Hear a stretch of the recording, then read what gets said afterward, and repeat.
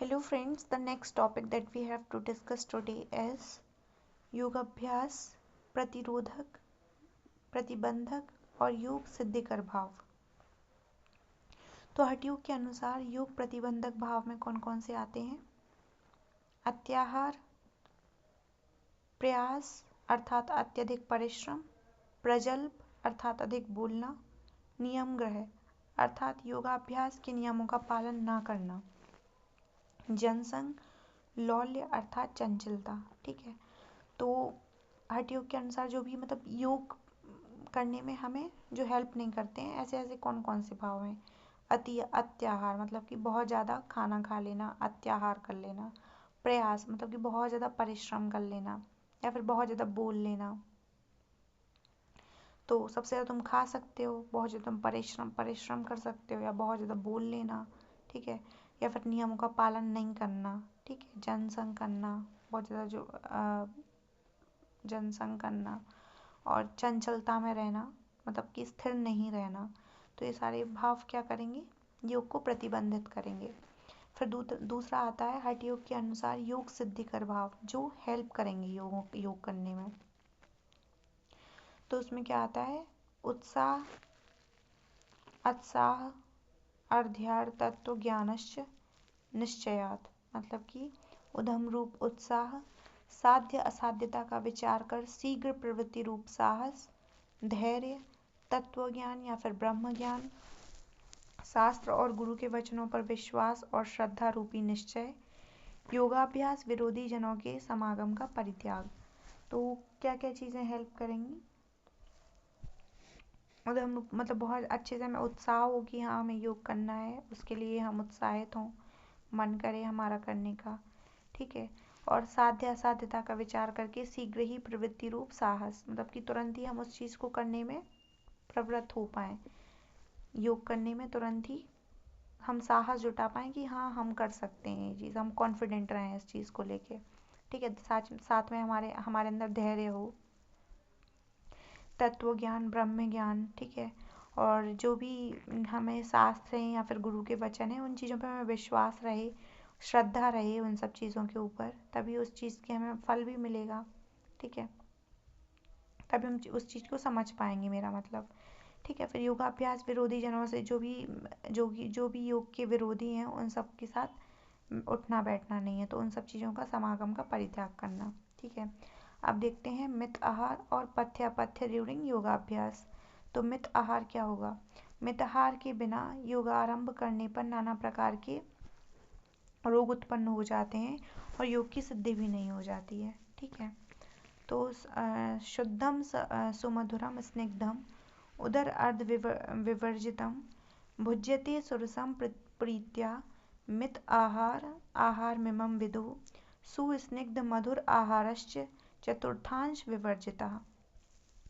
तो इसमें क्या क्या बताया गया है कि भली प्रकार से जो स्निग्ध हो, मधुर आहार, पेट में अर्धांश अथवा चतुर्थांश को रिक्त रखते हुए भगवान शिव की प्रसन्नता के हेतु से जो आहार ग्रहण किया जाए उसे मिताहार कहते हैं।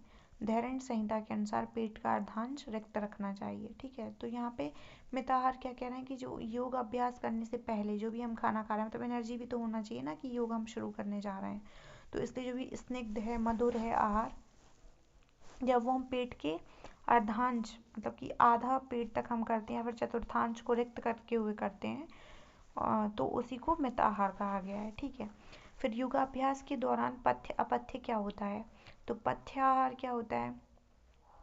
गोधूम हो गया, षष्टिक शाली हो गया, दूध, घी, नवनीत, खांड, शीतोपला, मधु, शुंठी, पटोल फल आदि, पंचकाश, जीवंती, वास्तुक, मूल्याक्षी, मेघनाथ और पुनर्नवा, मूंग आदि और दिव्य जल योगियों के लिए पथ्य कहे गए हैं। ठीक है, और योगाभ्यास करने वाले व्यक्ति को मधुर, स्निग्ध, दूध, घी आदि से युक्त धातुओं का पोषण करने वाला आहार करना चाहिए, क्योंकि उसमें बहुत ज़्यादा एनर्जी यूज़ होगी।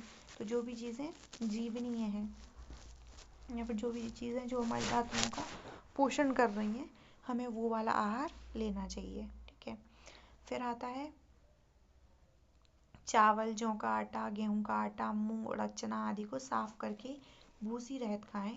परवल, कटहल, मानकंद, कंकोल, करेला, कंदुर, अरहर, ककड़ी, केला, गूलर और चेराई आदि का शाक खाएं। कच्चा केला, पक्का केला, केले के गुच्छे का दंड, उसकी जड़, बैंगन तथा रिद्धि खाएं। कच्चा शाक, सामयिक शाक, परवल के पत्ते, बथुआ और हुरहुर, ये 5 शाक खाएं। तो कौन कौन से शाक बताए गए हैं? तो कच्चा शाक हो, सामयिक शाक हो, ठीक है, सामयिक शाक हो, परवल के पत्ते हो, बथुआ हो और हुरहुर हो। तो ये सारी 5 शाक बताए गए हैं। अब पथ्य में क्या क्या बताया गया है?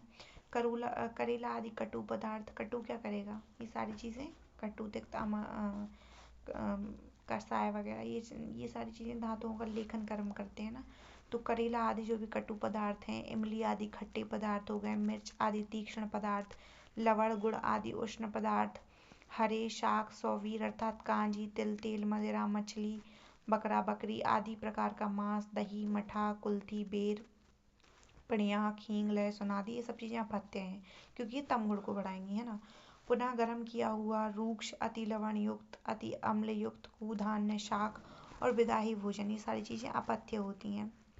अब देखते हैं योग का प्रयोजन क्या है। योग का वास्तविक प्रयोजन क्या है? मोक्ष प्राप्त करना। तो उपरोक्त सभी प्रकार की योग मार्ग केवल उस परम लक्ष्य पर पहुंचाने के लिए मार्ग मात्र ही है। वास्तव में सभी का परम ध्येय तो मोक्ष की प्राप्ति ही है। योगाभ्यास के दौरान प्राप्त होने वाली सिद्धियां तथा ऐश्वर्य आदि केवल पड़ाव मात्र हैं। वास्तव में इन सिद्धियां तथा ऐश्वर्य आदि के कारण साधक के पथभ्रष्ट होने की प्रबल संभावना होती है। ठीक है, तो जब इस सिद्धियां और ऐश्वर्य की प्राप्ति हो रही है तो हो सकता है कि वो अपना फाइनल डेस्टिनेशन भूल जाए, फाइनल गोल भूल जाए। ठीक है, इसलिए साधक को सद्गुरु के निर्देशन में ही अधिक सावधान रहकर धैर्य के साथ परम ध्येय को ध्यान में रखकर आगे बढ़ना चाहिए। हठ योग विद्या में प्रणेता योगी स्व आत्माराम स्वयं कहते हैं, मैं स्वात्माराम योगी अपने श्री गुरु आदिनाथ को प्रणाम करके केवल राजयोग की प्राप्ति के लिए हठ विद्या का उपदेश करता हूँ। अर्थात हठ विद्या का मुख्य फल केवल राजयोग की ही सिद्धि नहीं है, राजयोग रूप फल सहित हठ योग इस ग्रंथ का विषय है और राजयोग द्वारा मोक्ष ही इसका प्रयोजन है। योग और मोक्ष का प्रयोजक भाव संबंध है क्योंकि योग मोक्ष का कारण है। योग करेंगे तो तभी हमें मोक्ष की प्राप्ति होगी। तो आयुर्वेद में योग संबंध। कुछ विद्वानों के अनुसार चरक संहिता और पातंजलि योग सूत्र के रचनाकार एक ही हैं। ठीक है, पातंजलि योग सूत्र, व्याकरण, महाभाष्य और चरक संहिता का क्रमशः मन, वाणी तथा शरीर के दोषों का नाश करने वाले इन तीनों ग्रंथों में रचनाकार भगवान शेषनाग का नमन करता हूँ। आयुर्वेद और योग दोनों में अष्टांग का वर्णन किया गया है। तो आयुर्वेद में काय, बाल, ग्रह, ऊर्ध्वांग, शल्य, दंष्टा, जरा, वृषण, अष्टावंगानी, ये सारी चीजें क्या है? इसके आयुर्वेद के 8 अंग होते हैं।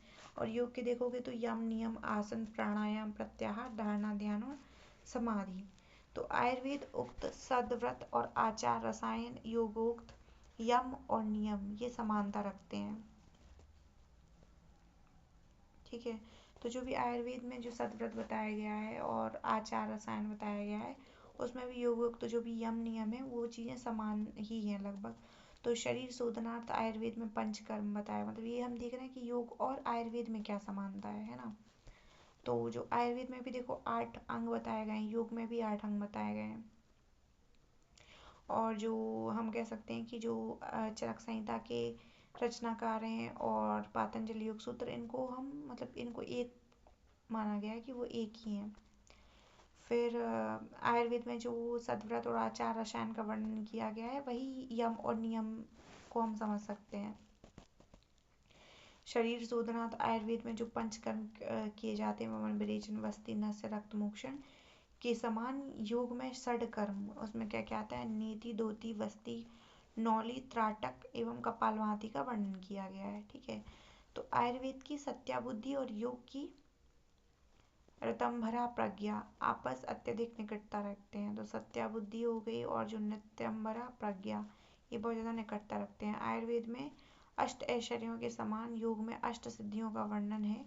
आयुर्वेद एवं योग दोनों का अंतिम लक्ष्य मोक्ष की प्राप्ति है। आयुर्वेद के पथ्याहार, हिताहार के समान ही योग में सात्विक आहार, मित आहार का वर्णन किया गया है। तो क्या क्या समानताएं बताई गई हैं? सबसे पहले तो ये बताया गया है कि जो चरक संहिता और पातंजलि योग सूत्र के रचनाकार एक माने गए हैं। दूसरा ये बताया गया है कि आयुर्वेद में भी आयुर्वेद के भी 8 अंग होते हैं और योग के भी 8 अंग होते हैं। फिर आचार रसायन और सदव्रत के बारे में बताया गया कि जो आचार और सदव्रत है वो यम नियम से बहुत ज़्यादा समान है। फिर जो पंचकर्म आयुर्वेद में किया जाता है वही योग के षडकर्म जैसा ही देख सकते हैं कि इसमें भी शरीर के शोधन के लिए षटकर्म अपनाया जा रहा है।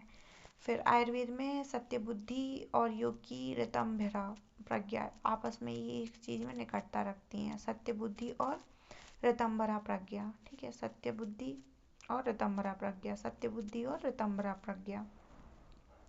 और आयुर्वेद के अष्ट ऐश्वर्यों के समान यहाँ पे अष्ट सिद्धियां बताई गई हैं, ठीक है। और दोनों ही चीज़ों का अंतिम लक्ष्य क्या है? मोक्ष की प्राप्ति। जैसे आयुर्वेद में पथ्य आहार और हितकर आहार का वर्णन किया गया है, वैसे इसमें मित आहार और सात्विक आहार का वर्णन किया गया है, ठीक है।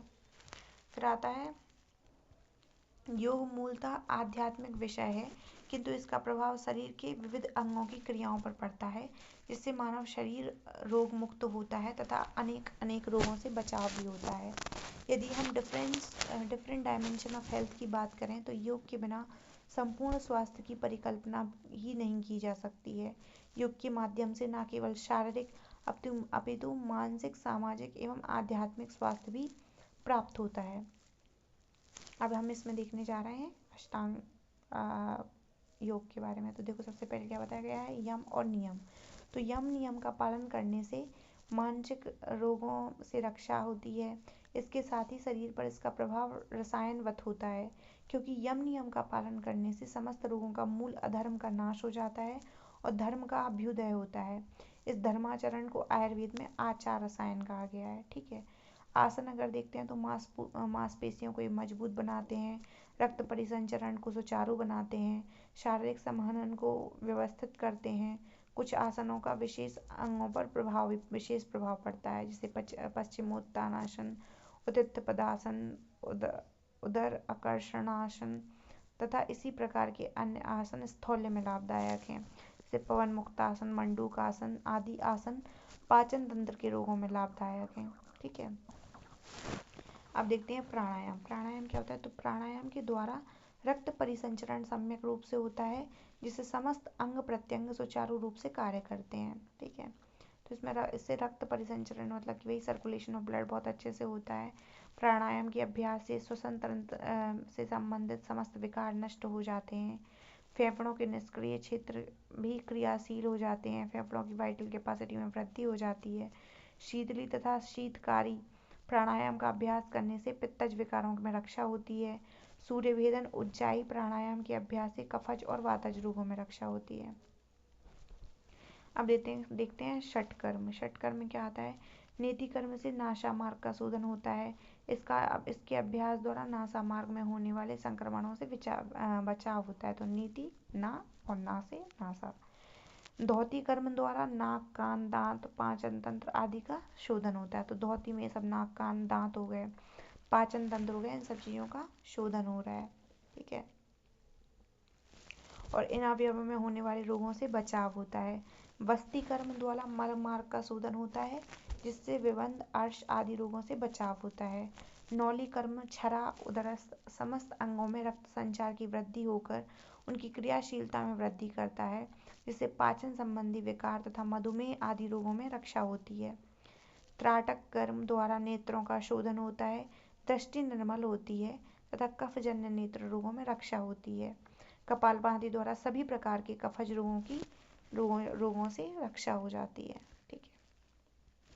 Thank you friends, please like and subscribe my channel.